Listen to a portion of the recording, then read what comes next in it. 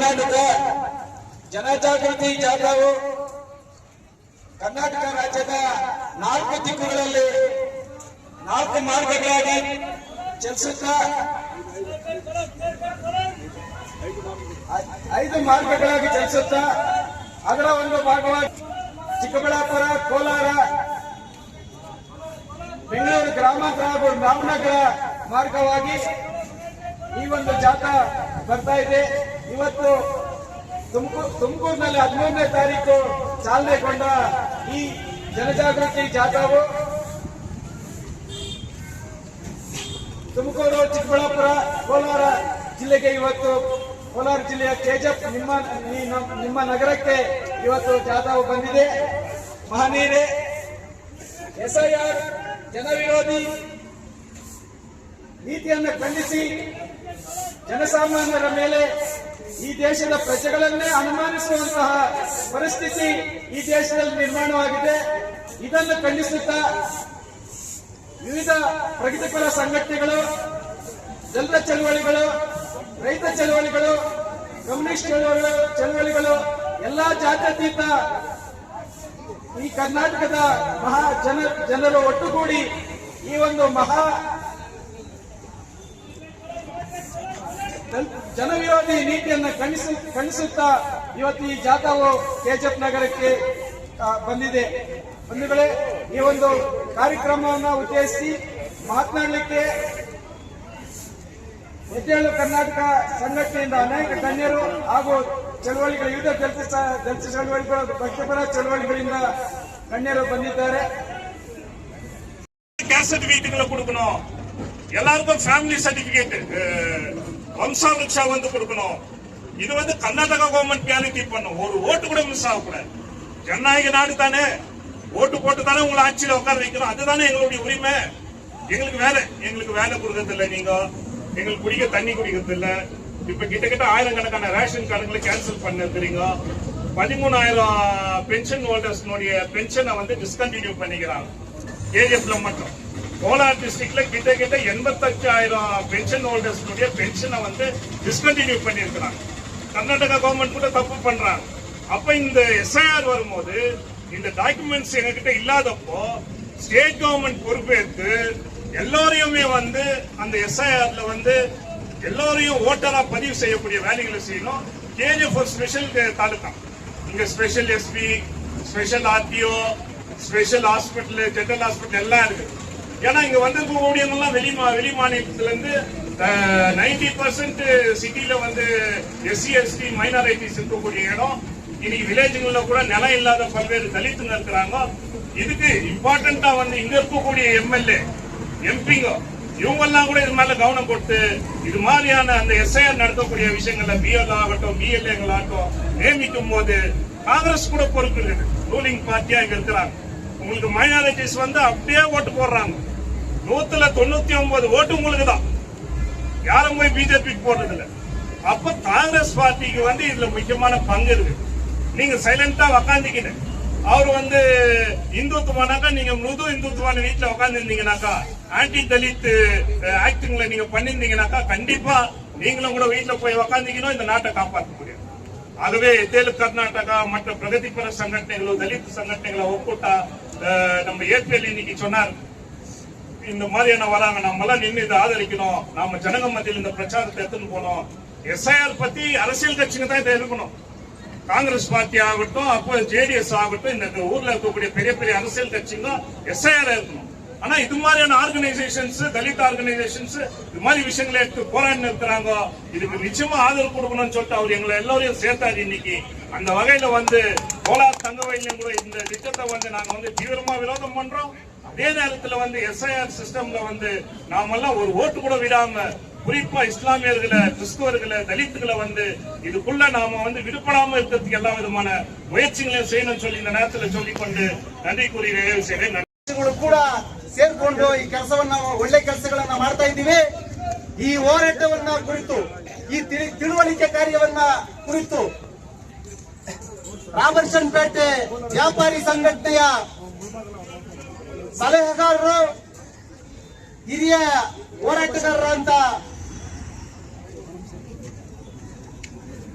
ಹಮೀರ್ ಸಾಬ್ ಅವರು ಈ ಹೋರಾಟವನ್ನ ಕುರಿತು ಒಂದೆರಡು ಮಾತು ಮಾತಾಡಬೇಕಾಗಿ ಮನವಿ ಮಾಡಿಕೊಳ್ಳುತ್ತೇವೆ. ನಮಸ್ಕಾರ. ಈ ಒಂದು SIR ವಿರೋಧಿ ಜನಜಾಗೃತಿ ಜೊತೆ ಒಂದು ಎಲ್ಲಾ ಕಡೆ ಹೋಗ್ತಾ ಇವತ್ತು KDSಗೆ ಬಂದಿದ್ದಾರೆ. ಇಲ್ಲಿ ನಾವೆಲ್ಲರೂ ಸೇರಿ ಇವಾಗಲೇ ನಮ್ಮ ಕಾಮಂಡ್ ಕಮರಾಜ್ ಸಾಹೇಬರು ತಮಿಳಿನಲ್ಲಿ 3 ಟೈಮ್ಸ್ ಸ್ವತಂತ್ರದ 1947ರಿಂದ ಇಷ್ಟೊತ್ತಿಗೆ ಏನೇನು ನಡೆದಿದೆ ಅಂತ ಡೀಟೇಲ್ಸ್ ಹೇಳಿದ್ರು ತಮಿಳು ಭಾಷೆಯಲ್ಲಿ. ಯಾಕಂದ್ರೆ ಇಲ್ಲಿ ನಮ್ಮ ತಮಿಳು ಬಾಂಧವರು ಜಾಸ್ತಿ ಇದ್ದಾರೆ, ತಮಿಳಲ್ಲಿ ಅವರಿಗೆ ಅರ್ಥ ಆಗುತ್ತೆ ಅಂತ ಅವರು ತಮಿಳು ಭಾಷೆಯಲ್ಲಿ ಮಾತಾಡಿದ್ರು. ಅದೇ ರೀತಿಯಲ್ಲಿ ನಾವು ಈ ಕರ್ನಾಟಕದಲ್ಲಿ ಹುಟ್ಟು ಬೆಳೆದು ಕನ್ನಡ ಮಾತಾಡಬೇಕು, ಕನ್ನಡದಲ್ಲಿಂದ ನಾವು ಪ್ರತಿಯೊಂದು ಹೋರಾಟನೂ ಮಾಡ್ತಾ ಇದ್ದೀವಿ. ಅದ್ರ ಜೊತೆಗೆ ಕೇಂದ್ರ ಸರ್ಕಾರ ಈ ಒಂದು SIR ಮಾಡಿ ಬೇಕು ಅಂತ ಇದರಲ್ಲಿ ಹೆಚ್ಚಾಗಿ ಅಲ್ಪಸಂಖ್ಯಾತರು, ಮೈನಾರಿಟಿ, ದಲಿತರವರು ಅವ್ರಿಗೆಲ್ಲರೂ, ಯಾಕೆಂದ್ರೆ ಈ ಬಿಜೆಪಿ ಸರ್ಕಾರಕ್ಕೆ ಯಾರು ವೋಟ್ ಹಾಕಲ್ಲ. ದಲಿತರು ಇರಲಿ, ಮೈನಾರಿಟಿ ಮುಸ್ಲಿಮ್ಸ್ ಇರಲಿ, ಕ್ರಿಶ್ಚಿಯನ್ಸ್ ಇರಲಿ. ಆದ್ದರಿಂದ ಇವೆಲ್ಲ ಡೈಲಿ ಸೋಷಿಯಲ್ ಮೀಡಿಯಾದಲ್ಲಿ ನೋಡ್ತಾ ಇರಬಹುದು. ಈ ಒಂದು ಎಲೆಕ್ಟ್ರಾನಿಕ್ ಮೀಡಿಯಾ ಎಲ್ಲ ಇವ್ರ ಪರ ಇರೋದು, ಕೇಂದ್ರ ಸರ್ಕಾರ ಪರ. ಅವ್ರು ಏನು ತೋರಿಸಲ್ಲ ನಿಮ್ಗೆ. ಆದ್ರೆ ಸೋಷಿಯಲ್ ಮೀಡಿಯಾದಲ್ಲಿ ನೋಡ್ತಾ ಇರಬಹುದು. ವೆಸ್ಟ್ ಬೆಂಗಾಲ್ನಲ್ಲಿ ಏನ್ ಮಾಡಿದ್ದಾರೆ, ಬಿಹಾರ್ನಲ್ಲಿ ಏನ್ ಮಾಡಿದ್ದಾರೆ. ಇವರು ಒಂದು EVM, ಒಂದು ಈ ಒಂದು SIR ಈ ಪ್ರಕಾರ ಮಾಡಿ ಸರ್ಕಾರ ಅವ್ರಿಗೆ ಹೊಂದಿರೋದು. ಇಲ್ಲಾಂದ್ರೆ ಇಲ್ಲಿ ಬಿಜೆಪಿ ಸರ್ಕಾರ ಬರೋದು ಇದೇ ಇರಲಿಲ್ಲ. ಆ ತರ ಒಂದು ಪರಿಸ್ಥಿತಿ ಎಲ್ಲ ದೇಶದಲ್ಲಿ ಮಾಡಬೇಕು ಅಂತ ಈ ಒಂದು SIR, CAA, citizen amendments act ಮತ್ತು ಇಂಥದ್ದು ಏನೇನೋ ಮಾಡಿದ್ರು. ಅದು ಒಂದು ಬಿಟ್ಟರೆ ಒಂದು ಬೇರೆ ಕೆಲಸನೇ ಇರೋಲ್ಲ ಕೇಂದ್ರ ಸರ್ಕಾರಕ್ಕೆ. ಯೂತ್ಸ್ಗೆ, ಓದಿರುವತಕ್ಕಂಥ ಗ್ರಾಜುಯೇಟ್ಸ್ಗೆ ಡ್ಯೂಟಿ ಕೊಡಬೇಕು, ಅವ್ರಿಗೆ ಎಂಪ್ಲಾಯ್ಮೆಂಟ್ ಕೊಡಬೇಕು, ಅವರು ಭವಿಷ್ಯನ ಮಾಡಬೇಕು ಅಂತ ಅವ್ರದ್ದು ಉದ್ದೇಶ ಇರೋಲ್ಲ. ಬೆಳಗ್ಗೆ ಆದ್ರೆ ಇದೆ ಏನ್ ಮಾಡಬೇಕು, ನಾವು ನಮ್ಮ ಪರ ಬರುವತಕ್ಕಂಥ ಓಟ್ಗಳು ಇರಬೇಕು. ನಮ್ಮ ಕನ್ನಡ ಸಾಹೇಬ್ರು ಹೇಳಿದಾರಲ್ಲ, ಆವಾಗ 13% ಬರೀ ಯಾರು ಪ್ರಾಪರ್ಟಿ ಇಟ್ಕೊಂಡಿದ್ದಾರೆ, ಯಾರು ಓದಿದ್ದಾರೆ ಅಂತವರಿಗೆ ಮತ ಹಾಕುವ ಹಕ್ಕು ಇದ್ದಿದ್ದು. ಅದ್ರ ಮೇಲೆ ಆಮೇಲೆ ಇವು ನಮ್ಮ ಬಾಬಾ ಸಾಹೇಬ್ ಅಂಬೇಡ್ಕರ್ ಅವರು ನಮ್ಗೆ ಕೊಟ್ಟಿರತಕ್ಕಂಥ ಸಂವಿಧಾನ ಒಂದು ಪ್ರಪಂಚದಲ್ಲಿಲ್ಲದ ಒಂದು ಸಂವಿಧಾನ. ಪ್ರತಿಯೊಬ್ಬರಿಗೆ, ಅವನು ಬಡವನಿರಲಿ, ಅವನು ಕ್ಯಾಶ್ ಇಟ್ಕೊಂಡಿರುವಂತಕ್ಕಂಥ ವ್ಯಕ್ತಿ ಇರಲಿ, ಆ ಮಹಾರಾಜ ಇರಲಿ, ಅವನು ಜಾತಿ ಮತ ಭೇದ ಏನೂ ಇರಲ್ಲ. ಅಂತವ್ರಿಗೆಲ್ಲರಿಗೆ 21 ಇಯರ್ಸ್ ಬಂದ್ರೆ ವೋಟ್ ಹಾಕಬೇಕು, ಮತ ಚಲಿಸಬೇಕು ಅಂತ ಒಂದು ಕಾನೂನು ಮಾಡಿದ್ದೋಸ್ಕರ ಇವತ್ತು ನಾವು ಇಲ್ಲಿ ನಿಲ್ಸ್ಕೊಂಡು ತಮ್ಮ ಹತ್ರ ಮಾತಾಡುವಂತಕ್ಕಂಥ ಶಕ್ತಿ ಕೊಡುವಂತಕ್ಕಂಥ ಬಾಬಾ ಸಾಹೇಬ್ ಅಂಬೇಡ್ಕರ್ ಅವರಿಗೆ ನಾವು ಇಂದಿನ ನಾನು ಹೇಳ್ತಾ ಇದ್ದೀನಿ. ಹಾಗೆ ಅಂದ್ರೆ ತಮ್ಗೆಲ್ಲರಿಗೂ ಗೊತ್ತಿದೆ, ಅವ್ರು ಇಲ್ಲ ಅಂದ್ರೆ ನಾವೂ ಇಲ್ಲ. ಇವ್ರು ಮಾಡಬರ್ತಕ್ಕಂಥ ಹೊಸ ಕಾನೂನು ನೋಡಿದ್ರೆ ನಾವು ಇಲ್ಲಿ ಹುಟ್ಟು ಬೆಳೆದು ನಮ್ಮ ತಂದೆ ತಾಯಿ ನಾವು ಏನು ಇದಕ್ಕೆ ಹೋಗ್ಬೇಕು, ಏನು ಸಿಮೆಟ್ರಿಗೆ ಹೋಗ್ಬೇಕು, ಕನಸಾಂಗ್ ಹೋಗ್ಬೇಕು, ಅವ್ರದೆಲ್ಲ ಇದು ಸರ್ಟಿಫಿಕೇಟ್ಸ್ ಎಲ್ಲ ತಗೊಂಡು ಬರ್ಬೇಕಂದ್ರೆ ಆ ಕಾಲದಲ್ಲಿ ಏನು ಸರ್ಟಿಫಿಕೇಟ್ಸ್ ಇರೋಲ್ಲ, ಬರ್ತ್ ಸರ್ಟಿಫಿಕೇಟ್ಸ್ ಇರೋಲ್ಲ, ಏನಿರೋಲ್ಲ. ಏನೋ ಒಂದು ಮನೆಯಲ್ಲಿ ಒಂದು ಪಕ್ಕದಲ್ಲಿರುವಂತಕ್ಕಂಥ ಸೀನಿಯರ್ಸ್ ಲೇಬರ್ ಕೇಸ್ ಅಟೆಂಡ್ ಮಾಡ್ತಾ ಇದ್ರು. ಅವ್ರ ಹತ್ರ ಆವಾಗ ಏನಿರುತ್ತೆ ಹೇಳಿ, ಇರೋಲ್ಲ. ಒಂದು ನಿಮಿಷ ಅಜಾನ್ ಆಗ್ತಾ ಇದೆ, ದಯವಿಟ್ಟು ಒಂದು ನಿಮಿಷ ನಾನು ಮೌನ ಮಾಡಬೇಕು. ಜನರು ನಂಬೋದು ನಮ್ಮ ಕೋರ್ಟ್ಗಳನ್ನ. ಇವತ್ತು ಕೋರ್ಟ್ಗಳೆಲ್ಲ ಕೂಡ ಮನುವಾದಿ ಕೈಗಳಲ್ಲಿ ಸಿಕ್ಕೊಂಡ್ಬಿಟ್ಟಿದೆ. ಯಾವುದೇ ಕೇಸು ಕೋರ್ಟ್, ಸುಪ್ರೀಂ ಕೋರ್ಟ್ ಆಗ್ಲಿ, ಹೈಕೋರ್ಟ್ಗಳಾಗ್ಲಿ, ಅಲ್ಲಿ ಹೋದ್ಮೇಲೆ ಅಲ್ಲಿರ್ತಕ್ಕಂಥವರೆಲ್ಲ ಕೂಡ ಮನುವಾದಿಗಳಾಗಿದ್ದಾರೆ. ಇಲ್ಲಿ ಬಡವರಿಗೆ ನ್ಯಾಯ ಸಿಕ್ಕಲ್ಲ, ದಲಿತರಿಗೆ ನ್ಯಾಯ ಸಿಕ್ಕಲ್ಲ, ರೈತರಿಗೆ ನ್ಯಾಯ ಸಿಕ್ಕಲ್ಲ. ಎಲ್ಲ ಕೂಡ ಪ್ರೈವೇಟೈಸೇಷನ್ ಮಾಡ್ತಾ ಇದ್ದಾರೆ. BSNL ಅನ್ನ ಲೂಟಿ ಹೊಡೆಯಕ್ಕೆ ಪ್ರಯತ್ನ ಮಾಡಿದ್ರು. ಅದು ಆಗದೆ ಹೋಗಿದ್ದಕ್ಕೆ ರಿಲಯನ್ಸ್ಗೆ, ಏರ್ಟೆಲ್ಗೆ, ವೊಡಾಫೋನ್ಗೆ ಲೈಸೆನ್ಸ್ ಗಳನ್ನ ಕೊಟ್ಟು BSNL ದಿನ ಸಾಯಿಸ್ತಾ ಇದ್ದಾರೆ ಈ ಸರ್ಕಾರ. ರೈಲ್ವೆ ಡಿಪಾರ್ಟ್ಮೆಂಟ್ ಅನ್ನ ಸಾಯಿಸ್ತಾ ಇದೆ. ರೈತರುಗಳನ್ನ, ವ್ಯವಸಾಯವನ್ನ ಸಾಯಿಸ್ತಾ ಇದೆ. ನಮ್ಮಲ್ಲನ್ನ ಪ್ರೈವೇಟ್ ಮಾಡಕ್ಕೆ ಪ್ರಯತ್ನಗಳನ್ನ ಮಾಡ್ತಾ ಇದೆ. ಕೆಎಪಿ ಬೆಸ್ಕಾಂ ಅನ್ನ ಟಾಟಾಕ್ಕೆ ಮಾರಾಟ ಮಾಡಕ್ಕೆ ಪ್ರಯತ್ನ ನಡೀತಾ ಇದೆ. ಜನರೇ ಎಚ್ಚರಿಕೆಯಾಗಿರ್ಬೇಕು. ನಾವು ಸರ್ಕಾರ ಆಸ್ತಿ ಆಗಿದ್ರೆ ಅದು ಜನರ ಆಸ್ತಿ. ಯಾವತ್ತು ಒಬ್ಬ ಪ್ರೈವೇಟ್ ಪರ್ಸನ್ಗೆ ಒಂದು ಫ್ಯಾಕ್ಟರಿ ಹೋಗುತ್ತೋ ಅವನು ಅದು ಪ್ರೈವೇಟ್ ಫ್ಯಾಕ್ಟರಿ, ಅದಕ್ಕೆ ಅವನು ಓನರ್ ಆಗ್ತಾನೆ. ಅದರಲ್ಲಿ ಬರ್ತಕ್ಕಂಥ ಲಾಭ ಅವನಿಗೂ ಹೋಗುತ್ತೆ, ನಿಮಗೂ ನಮಗೂ ಬರೋದಿಲ್ಲ. ಈ ದೇಶ ಈ ಕೋಮುವಾದಿ ಸರ್ಕಾರ ಬಂದ ನಂತರ ಯಾರಕ್ಕಪ್ಪ ಲಾಭ ಬಂದಿದೆ, ಯಾರು ಸುಖವನ್ನು ಅನುಭವಿಸ್ತಾ ಇದ್ದಾರೆ ಅಂತ ಹೇಳಿದ್ರೆ ಅದಾನಿ, ಅಂಬಾನಿ, ಟಾಟಾ, ಬಿರ್ಲಾ, ಬನಿಯಾ, ಗೋಯಂಗ, ಮಫತ್ಲಾಲ್ ಸೇಠ್ಗಳು, ಮಾರ್ವಾಡಿ ಸೇಠ್ಗಳು ಲೋಟಿ ಹೊಡಿತಾ ಇದ್ದಾರೆ.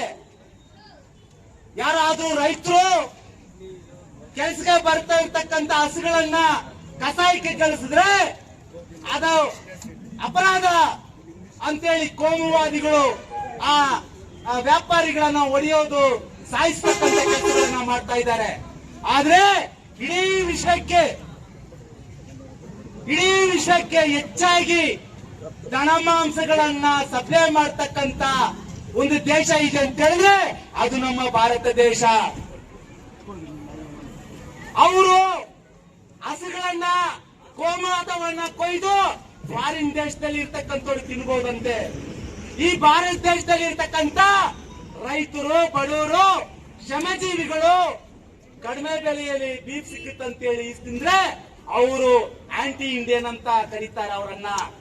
ಹಂಗಾಗಿ ಬಂಧುಗಳೇ, ಈ ಎದ್ದೇಳು ಕರ್ನಾಟಕದ ಸಂಘದವರು ಈ ದೇಶದ ಮೇಲೆ ಅವರು ಇಟ್ಕೊಂಡಿರ್ತಕ್ಕಂಥ ಕಾಳಜಿ, ಪ್ರೇಮವನ್ನ ನಾವು ಮೆಚ್ಚುತ್ತೀವಿ. ಈ ಹೋರಾಟ ಇಲ್ಲಿಗೆ ನಿಲ್ಲಬಾರದು, ಈ ಹೋರಾಟ ಮುಂದುವರಿಬೇಕು. ಬರೀ SIR ಮಾತ್ರವಿಲ್ಲ, ಇನ್ನು 2 ದಿನ ಬಿಟ್ರೆ ಭಾರತವನ್ನೇ ಈ ಭಾರತೀಯ ಜನತಾ ಪಾರ್ಟಿ ಮಾರಾಟ ಮಾಡಿಬಿಡ್ತದೆ. ಅರ್ಥ ಮಾಡ್ಕೊಳ್ಳಿ. ನೀವು ನಾವೆಲ್ಲ ಕೂಡ 100 ವರ್ಷಕ್ಕಿಂತ ಇದ್ದಂಗೆ ಜೀತಗಾರರಾಗಿ ಈ ದೇಶದಲ್ಲಿ ಇರಬೇಕಾಗಿರುವ ಪರಿಸ್ಥಿತಿ ಬರ್ತದೆ. ನಾವು ಎಚ್ಚರಿಕೆಯಾಗಿ ಇರಬೇಕು ಅಂತ ಈ ಸಂದರ್ಭದಲ್ಲಿ ಹೇಳ್ತಾ, ಜನವಿರೋಧಿ SIR ಸಿಸ್ಟಮ್ಗೆ ಬೇಡವೇ ಬೇಡ, ಬೇಡವೇ ಬೇಡ, ಬೇಡವೇ ಬೇಡ. ಬಾಬಾ ಸಾಹೇಬ್ ಡಾಕ್ಟರ್ ಅಂಬೇಡ್ಕರ್ ಅವರಿಗೆ, ಬಾಬಾ ಸಾಹೇಬ್ ಡಾಕ್ಟರ್ ಅಂಬೇಡ್ಕರ್ ಕೊಟ್ಟಿರುವ ಸಂವಿಧಾನಕ್ಕೆ, ಭಾರತ ಸಂವಿಧಾನಕ್ಕೆ ಜೈ ಭೀಮ್, ಜೈ ಬುದ್ಧ ಭಾರತ್. ಆತ್ಮೀಯ ಬಂಧುಗಳೇ, ಇದುವರೆಗೂ ಕೂಡ SIR